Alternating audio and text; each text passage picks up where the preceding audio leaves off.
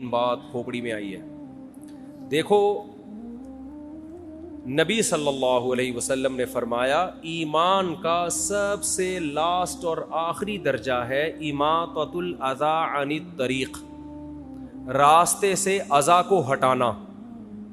یعنی اذی کہتے ہیں تکلیف دہ چیز کو بھی اور گندگی کو بھی. عربی میں اذی کسے کہتے ہیں؟ کانٹا، گٹر کا ڈھکن کھلا ہوا، یہ تکلیف دہ ہے نا، کوئی گرے گا. پتھر پڑا ہوا ہے راستے میں، گاڑی غلط پارک ہوئی ہوئی ہے، یہ تکلیف دہ چیز ہے.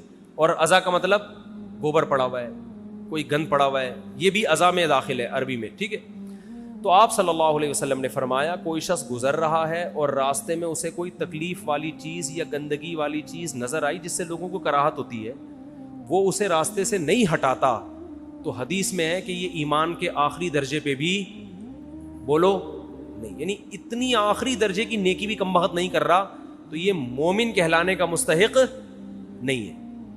سمجھ رہے ہو؟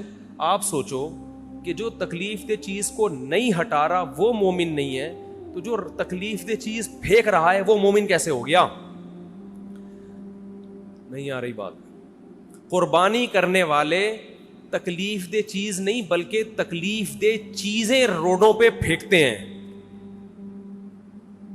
گوبر پڑا ہو نا، اس سے کم تکلیف ہوتی ہے. پوری پوری اوجھڑیاں، سریاں، آلائشیں، ادھر جانور ذبح کیا، ان کو اس سے کوئی غرض ہی نہیں ہے کہ یہ کیا گندگی محلے میں پھیلا رہے ہیں وہ. تو جب آپ کا جانور ذبح کریں گے، اس کا کی آلائشیں، اس کا گند اور اس کی تمام تکلیف دہ چیز کو اٹھانا بھی آپ کی ذمہ داری ہے. جیسے قربانی نہ کرنے پر وعیدیں ہیں صاحب نصاب کے لیے، مالدار آدمی قربانی نہیں کرتا اس پہ وعیدیں ہیں، ایسے ہی اس گندگی کو نہ اٹھانے پر بھی کیا ہیں؟ وعیدیں، اور اس سے زیادہ شدید وعیدیں ہیں. ایک کانٹا پڑا ہوا وہ نہیں اٹھا رہے آپ، اور جو اٹھا نہیں رہا بلکہ الٹا کیا کر رہا ہے؟ پھینک رہا ہے. تو قربانی جو لوگ کرتے ہیں وہ آلائشیں یہ نہیں کہ اٹھاتے نہیں ہیں بلکہ آلائشیں باقاعدہ پھینکتے ہیں، اور مذہب کے نام پہ پھینکا جا رہا ہے. یہ جس مذہب میں صفائی کو آدھا اسلام قرار دیا گیا ہے، اس مذہب میں تہوار کے نام پہ، قربانی کے نام پہ آلائشوں کو پھینکنا، اس کا کوئی تصور ہو سکتا ہے؟ کیا ہو گیا بھائی؟ تو یہ بہت بڑا جرم ہے، اس سے آپ کا ثواب ضائع ہو سکتا ہے قربانی کا. تو اس لیے جب بھی جانور ذبح کرے اس کے خون کو ٹھکانے لگانے کا انتظام کریں. خون اگر روڈ پہ پڑا ہوا ہے، مٹی اس کے اوپر لا کے ڈالیں، چونا اس کے اوپر لا کے ڈالیں تاکہ اس سے بدبو کیا ہو جائے؟ ختم.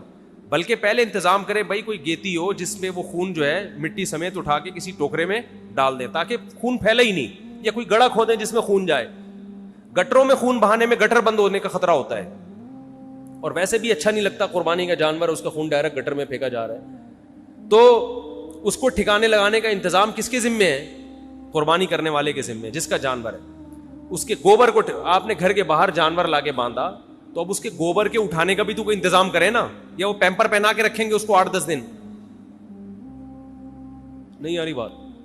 تو گھر کے باہر نا تھوڑے سے بلاک کھڑا کر کے مٹی ڈالیں اس کے اوپر. بعض لوگوں نے کیا بھائی ہے، مٹی ڈالیں، اس مٹی پہ گوبر ہوگا، وہ اٹھانا بھی آسان اور اس میں بدبو بھی نہیں ہوتی. اور جب بقرعید ختم ہو جائے تو ٹرالی لائیں، وہ مٹی اٹھا کے، پورے سال تو نہیں جانور باندھنا ہوتا نا، چند دنوں باندھنا ہوتا. میں یہ نہیں کہہ رہا کہ جانور مذبح خانے میں باندھا کریں، اس سے رونق گلیوں کی ختم ہو جائے گی. بقرعید کا مزہ جب یہ جب جانور آپ کے گھر کے باہر بندھا ہو، لیکن اس کی صفائی کا انتظام ہونا چاہیے.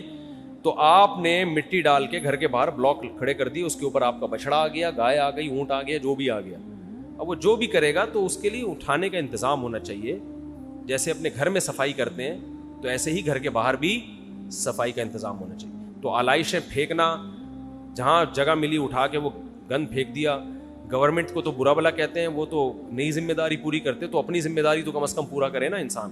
تو قربانی کے بعد ایسا کوئی کام نہیں ہونا چاہیے جو بدبو کا، جراثیم کے پھیلنے کا، گندگی کا سبب بنے. نبی صلی اللہ علیہ وسلم نے ایسے لوگوں کو ایمان کے آخری درجے سے بھی خارج کیا ہے.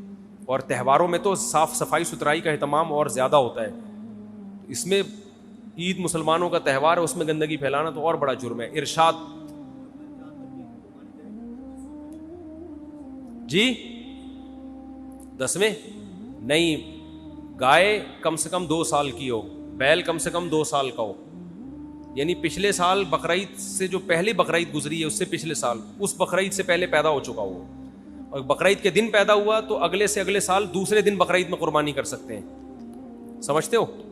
اور بکرا 1 سال کا ہو. دمبے میں یہ ہے کہ 6 مہینے کا دمبا اگر موٹا تازہ ہے بہت تو اس کی قربانی بھی جائز ہے. اچھا, بھینس کی قربانی بھی جائز ہے, اس کی دلیل اجماع امت ہے, سمجھتے ہو. نبی نے فرمایا میری امت گمراہی پہ جمع نہیں ہوتی. ہر چیز قرآن و حدیث میں نہیں ہوتی, اجماع بذات خود ایک مضبوط دلیل ہے. تو اجماع امت کا صدیوں اجماع رہا ہے بھینس کی قربانی کے جواز پر, تو بھینسا بھی کر سکتے ہیں, بھینس بھی. اب نئے نئے فتوے مارکیٹ میں آنا شروع ہو گئے ہیں, مجتہد پیدا ہو رہے ہیں نا. بعض لوگوں نے شوشہ چھوڑ دیا کہ بھینسے کی قربانی جائز نہیں کیونکہ حدیث میں بھینس کا تذکرہ ملتا ہی نہیں ہے. تو اجماع امت ہے. بھینس جیسے عورتیں سمٹ کے نماز پڑھیں گی, حدیث میں تذکرہ نہ بھی ہو تو بھی پڑھیں گی کیونکہ اجماع امت ہے. صدیوں سے مسلمانوں کے تمام فقہا کا اس پر اجماع رہا ہے کہ عورت کیسے نماز پڑھے گی, سمٹ کے. اس پہ حدیث مانگنا یہ جہالت کی بات ہے. جیسے کوئی کہے کہ عورت آہستہ لبیک آواز سے تلبیہ جو ہے نا حج میں آہستہ آواز سے کہے گی, اس پہ کوئی حدیث ہمارے پاس نہیں ہے. اجماع امت ہے. عورت صفا مروہ میں دوڑے گی نہیں بلکہ آرام آرام سے چلے گی, اس پہ کوئی حدیث ہمارے پاس نہیں ہے. اجماع امت ہے. لوگ کہتے ہیں نہیں نبی نے فرمایا جیسے میں نماز پڑھتا ہوں ایسے پڑھو, تو نبی نے تو سمٹ کے نماز نہیں پڑھی. تو بھائی نبی نے یہ بھی فرمایا جیسے میں نے حج کیا ایسے کرو, تو نبی تو صفا مروہ میں دوڑے ہیں, تو عورت کو دوڑاؤ نا. پتا چلا کہ حیا سے متعلق جو مسائل ہیں نا عورت کے وہ خود بخود مستثنا ہیں. تو صدیوں سے تواتر چلا آ رہا ہے اس پر. تو اس لیے یہ اجماع امت, بھینس کی یا بھینسے کی قربانی بھی اجماع امت سے ثابت ہے. اور بھینسے میں گوشت بہت خاندانی ہوتا ہے, کسی کو مل جائے تو پیل دو اس کو. جی, انبیاء کی طرف سے سب کی طرف سے کی جا سکتی. ہاں, یوم عرفہ کا روزہ ہم اپنے دن کے حساب سے رکھیں گے, 9 ذی الحجہ ہمارے یہاں جو 9 تاریخ ہوگی. ارشاد.